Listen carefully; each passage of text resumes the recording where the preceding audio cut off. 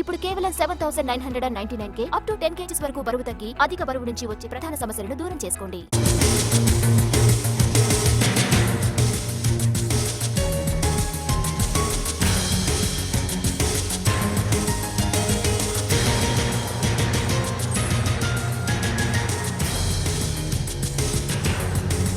ఏపీలో వైసీపీ వైపే exit polls మొగ్గు చూపాయి. వైసీపీ 94 నుంచి 104 స్థానాలు గెలిచే ఛాన్స్ ఉందన్న ఆరా ఎగ్జిట్ పోల్.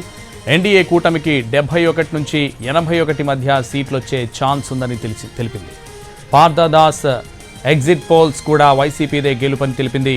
వైసీపీకి 110 నుంచి 120 స్థానాలు వస్తాయని, కూటమికి 55 నుంచి 65 సీట్లకు పరిమితం అవుతుందని అంచనా వేసింది.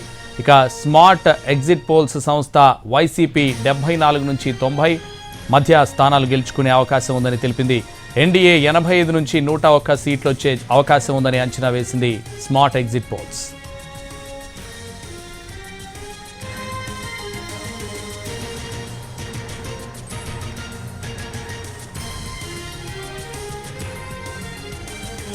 ఆరామస్థాన్ ఎగ్జిట్ పోల్ సర్వే వైసీపీకి పట్టం కట్టింది.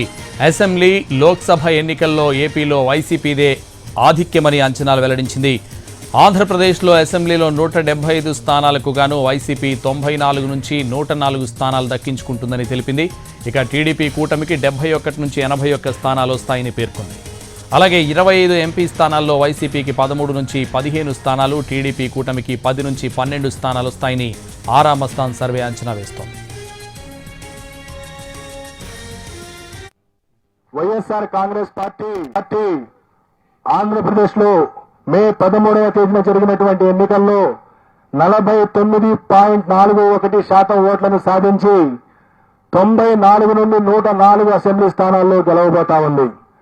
అలాగే తెలుగుదేశం పార్టీ కూటమి 47.55% ఓట్లను సాధించి కేవలం 71 నుండి 81 స్థానాలకు పరిమితం కాబోతా ఉంది. ఇతర పార్టీలు, ఇండిపెండెంట్ అభ్యర్థులు 3.04% ఓట్లకు పరిమితం కాబోతా ఉన్నాయి.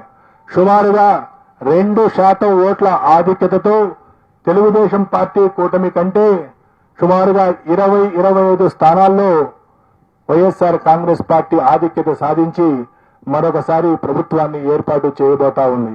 అలాగే పార్లమెంటు విషయానికొస్తే ఆంధ్రప్రదేశ్లో ఉన్నటువంటి 25 పార్లమెంటు స్థానాల్లో 48.29% ఓట్లను సాధించి వైఎస్ఆర్ కాంగ్రెస్ పార్టీ 13 నుండి 15 పార్లమెంటు స్థానాలను గెలవబోతా ఉంది.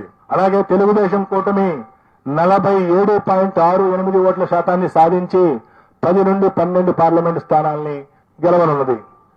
4.03% ఓట్లు కాంగ్రెస్ పార్టీ మరియు ఇతర పార్టీలకు లభించినాయి. ఏ పార్టీకి కూడా ఇంకా వేరే పార్టీలకు సీట్లు లభించేటువంటి అవకాశం లేదు. కడప పార్లమెంటు నుండి పోటీ చేసినటువంటి శ్రీమతి షర్మిల గారు అక్కడ గణనీయమైనటువంటి ఓట్లు పొందుతున్నప్పటికీ అక్కడ గెలిచే పరిస్థితి లేదు. వారికి అక్కడ డిపాజిట్ కూడా దక్కేటువంటి పరిస్థితి లేదు. ఆవిడ సుమారు 12% ఓట్లకి పరిమితం కాబోతా ఉన్నది. ఈ విధంగా కాంగ్రెస్ పార్టీ సుమారుగా 3% ఓట్లు పార్లమెంటు స్థానాల్లో చీల్చిన కారణంగా వైఎస్ఆర్ కాంగ్రెస్ పార్టీ గెలవలసినటువంటి మరో 3 స్థానాలని కోల్పోబోతా ఉంది. అయినప్పటికీ ఎన్డీఏ కూటమి కంటే కూడా 2-3 పార్లమెంటు స్థానాలను అధికంగా సాధించబోతా ఉంది. సుమారుగా 13 నుండి 15 స్థానాలు వైఎస్ఆర్సీపీ, 10 నుండి 12 స్థానాలు టీడీపీ కూటమి సాధించబోతా ఉంది.